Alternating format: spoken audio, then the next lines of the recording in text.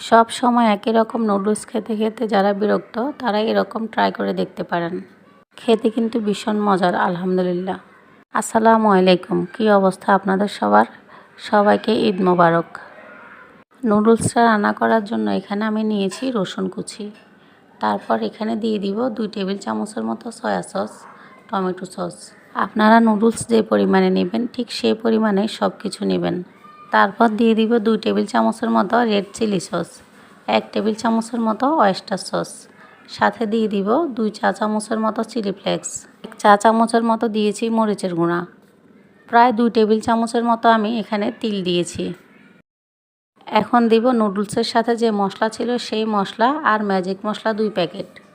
নুডলসের মশলার সাথে কিন্তু অবশ্যই ম্যাজিক মশলাটা দেওয়ার চেষ্টা করবেন। এবার সব কিছু খুব ভালো করে মিশিয়ে নিতে হবে।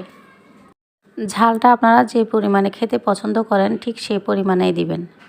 নুডলসটা কিন্তু ছোট বড় সবাই খেতে অনেক পছন্দ করে, তবে এই নুডলসটা ঝাল ঝাল খেতে বেশি ভালো লাগে। যারা ঝাল খেতে পছন্দ করেন তারা মরিচের গুঁড়ার পরিমাণটা একটু বাড়িয়ে দিবেন। এটা মিশিয়ে নেওয়া হয়ে গেলে এবার এটা আমি এক সাইডে রেখে দিব। এখন একটা ফ্রাই প্যানের মধ্যে আমি আগে থেকে তেল গরম করে নিয়েছি। তেলটা গরম হলে কিন্তু চুলাটা বন্ধ করে দিতে হবে। চুলাটা বন্ধ করে ওই যে সস রেডি করে রেখেছিলাম সেই সস দিয়ে দিব। এখন সসটা খুব ভালো করে তেলের সাথে মিশিয়ে নিব। এরপর এখানে দিয়ে দিব 1 পিস লেবুর রস। এখনও কিন্তু আমার চুলাটা বন্ধ আছে।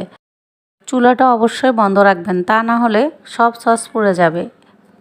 এই নুডলসটা রান্না করতে কিন্তু আর চুলা জ্বালাতে হবে না। আমি কিন্তু নুডলস আগে থেকেই সেদ্ধ করে নিয়েছি। নুডলসটা আপনারা সবাই সেদ্ধ করতে পারেন, এজন্য এটা আর দেখালাম না। এটা আপনারা যে কোনো নুডলস দিয়ে বানিয়ে নিতে পারেন। এখন সব কিছু ভালো করে মিশিয়ে নিতে হবে। দেখতেই পাচ্ছেন আমি কিভাবে মিশিয়ে নিচ্ছি। খুব ভালো করে মিশিয়ে নেবেন, ভালো করে না মেশালে খেতে ভালো লাগবে না। খুব সহজেই কিন্তু এই নুডলসটা বানিয়ে নেওয়া যায়। খেতেও কিন্তু ভীষণ মজা হয়ে থাকে। খুব ভালো করে মিশিয়ে নিয়ে এখন এখানে আমি সেদ্ধ ডিম গ্রেট করে দিব।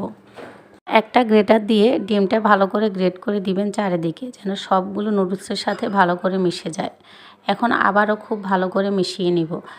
এইভাবে ডিম গ্রেট করে দিলে কিন্তু খেতেও ভালো লাগে, দেখতেও ভীষণ ভালো লাগে। এরপর এটাকে আমি একটা বাটিতে সার্ভ করে নিব। এখন আবারও দেখার সৌন্দর্যের জন্য আমি উপর দিয়ে একটা ডিম গ্রেট করে দিচ্ছি। দেখুন কি লোভনীয় লাগছে। আজকের এই রেসিপিটি যদি আপনাদের ভালো লেগে থাকে তবে অবশ্যই একবার হলেও ট্রাই করে দেখবেন। সবাই ভালো থাকবেন, সুস্থ থাকবেন, আমার জন্য দোয়া করবেন। আমিও আপনাদের জন্য দোয়া করি আপনারা যেন সবসময় ভালো থাকেন। আজকের মতো এখানেই বিদায় নিলাম। দেখা হবে আরেকটি নতুন রেসিপি নিয়ে। আল্লাহ হাফেজ।